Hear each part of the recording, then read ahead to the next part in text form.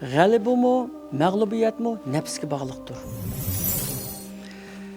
Nafsni Alloh taolo shu nafs orqali nafsimizni kontrol qilish orqali jannatga kiradigan va nafsning oqisga kirish orqali va nafsga bo'ysunish orqali do'zaxga kiradigan qilib yaratganda, nafs shunga bizni yo do'zaxga kirgizadi yoki jannatga kirgizadi. Nafsning normal talablari bo'lgandek, uningki haddidan eshib ketgan normalsiz talablari bor. Şunu şeriatninki ko'rsatmasi bo'yicha nafsning normal talablarini qandirish bilan birga nafsning haddidan eshib ketgan va yo'lsiz taraflarini rad qilish talab qilinadi.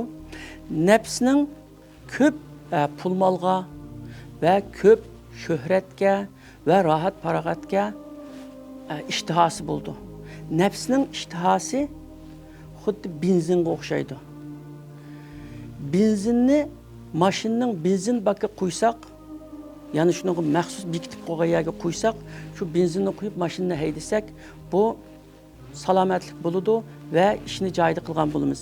Agar benzinni shuning boshqa yerga to'kib olsak, mashinaning ichiga, mashinaga o't ketadi, odam o'ladi.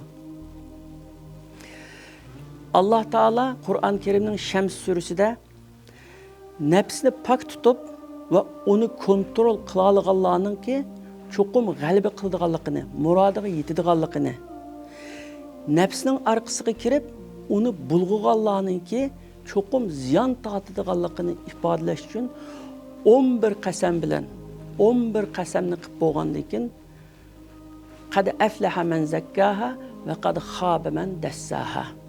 Ya'ni nafsni pok tutgan, nafsni poklagan odam murodiga yetadi va uni bulg'agan odam ziyon tortadi degan haqiqatni e'lon qilgan.